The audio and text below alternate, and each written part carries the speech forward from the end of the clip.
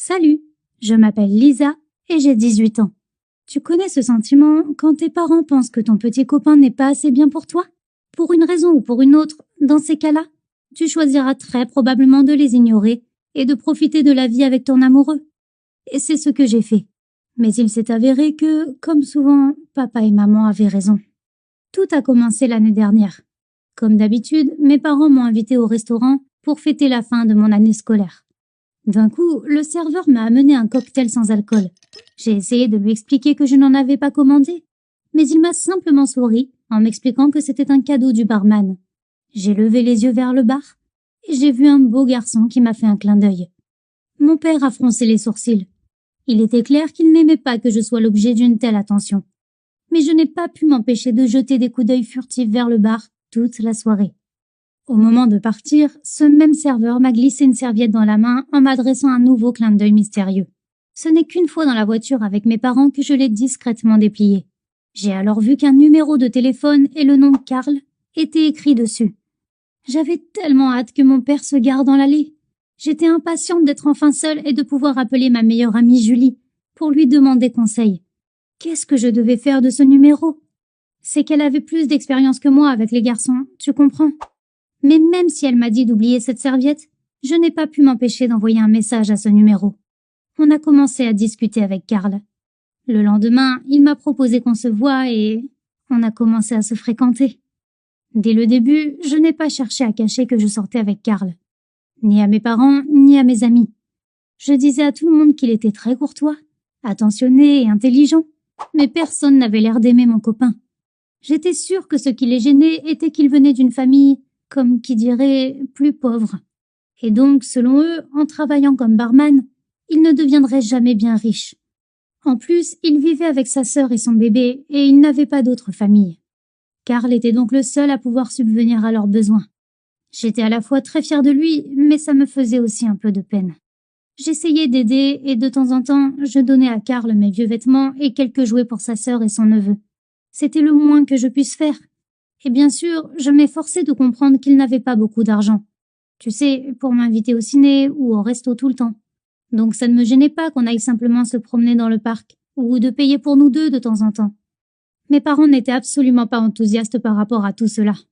Et lorsque Karl venait me chercher à la maison, mon père ne se donnait même pas la peine de lui dire bonjour. Mais la rencontre entre Karl et ma meilleure amie Julie est encore une autre histoire. Je ne sais pas pourquoi, mais les deux ne s'aimaient pas, avant même de s'être vus. J'ai placé beaucoup d'espoir dans cette rencontre en la préparant. Mais dès qu'on est arrivé au restaurant, Julie a entamé un interrogatoire musclé. Je ne m'attendais pas à ce qu'elle ait si peu de tact.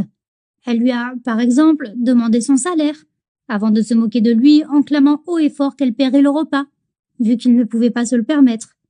J'essayais de calmer le jeu, mais j'avais l'impression d'aller à l'échafaud. Et puis, elle a demandé en rigolant si Karl avait déjà eu affaire aux autorités. Et, à ma grande surprise, il a répondu oui. Personne n'a rien dit pendant quelques secondes. Julie a même lâché le bout de pizza qu'elle allait manger, de sorte qu'il est tombé en plein sur sa robe. Visiblement, Karl n'en pouvait plus de tout cet interrogatoire. Il était excédé. Il a sorti quelques billets de sa poche et les a jetés sur la table, en disant que ça suffirait à nous payer le repas. Et il est parti. J'ai hésité quelques secondes et je me suis dit qu'il fallait que je sache si ce qu'il avait dit était vrai. De plus, l'attitude de Julie envers mon copain m'avait vraiment blessée.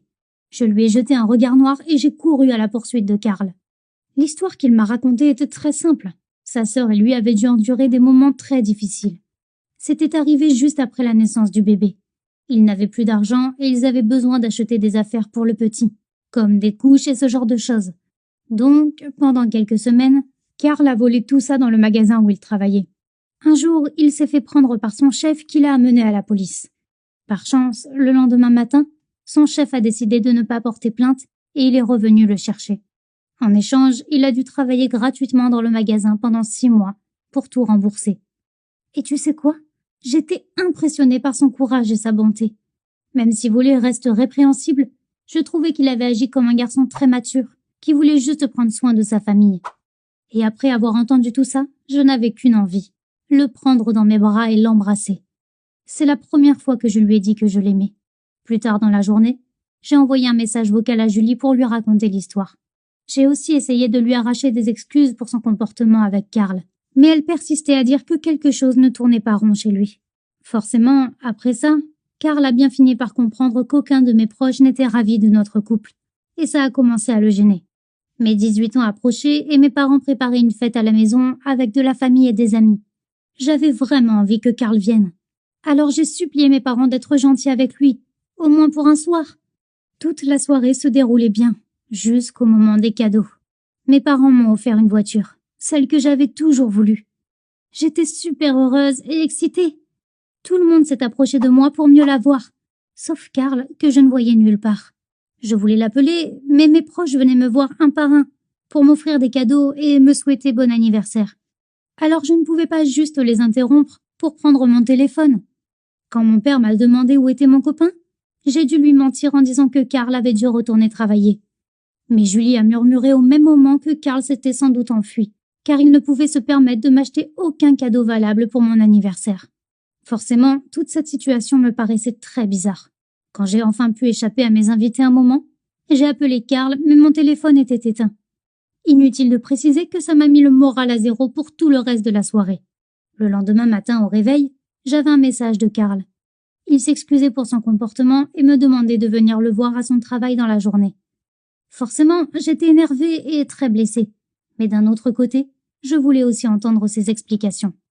Honnêtement, j'étais prête à taper une crise, mais dès que j'ai vu Karl, il m'a fait un grand sourire en me disant que j'étais superbe et il m'a offert une boîte emballée dans un joli papier de couleur.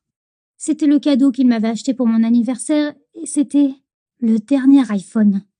Honnêtement, ma mâchoire a failli se décrocher d'excitation et de surprise. Il m'a expliqué qu'il s'était senti inférieur à mes parents quand il m'avait offert la voiture. Du coup, il avait aussi voulu m'offrir quelque chose de coûteux pour que tout mon entourage arrête de le traiter comme un minable. Il avait donc rassemblé toutes ses économies et même emprunté de l'argent à ses amis pour m'offrir ce cadeau. Pile à ce moment, j'ai eu l'image de sa sœur en haillons et de son enfant en bas âge. Je ne pouvais pas accepter ce téléphone venant de lui.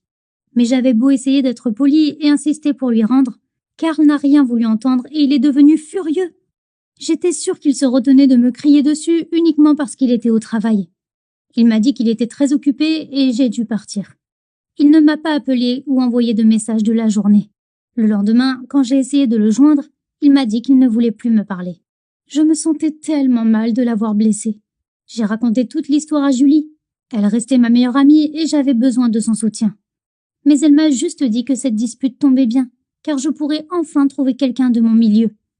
Elle a même ajouté que vu le passé de Karl, ça ne la surprendrait pas qu'il ait volé ce téléphone. L'entendre dire ça m'a rendue folle. Peu importe ce qu'il s'est passé, il fallait que j'aille chez Karl et que je m'excuse. Je pouvais même accepter ce maudit téléphone s'il l'avait toujours, mais je ne voulais pas le perdre. Karl n'était pas chez lui quand je suis arrivée. Alors sa sœur m'a laissé entrer. Elle avait l'air très surprise en me voyant.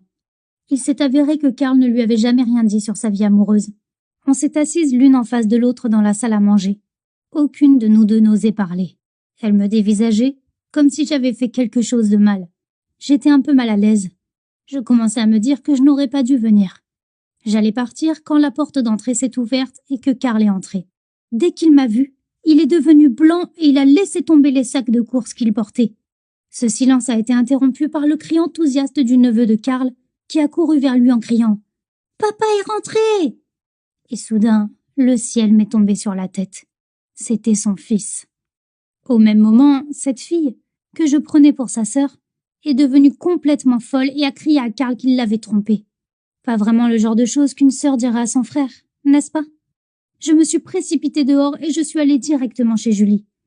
Quand je lui ai tout raconté, elle m'a sorti « Je t'avais bien dit que quelque chose clochait chez lui. » Eh bien, si j'en juge au fait qu'il n'a jamais essayé de me recontacter pour me donner une explication, je suppose que tous mes proches avaient raison sur son compte depuis le début.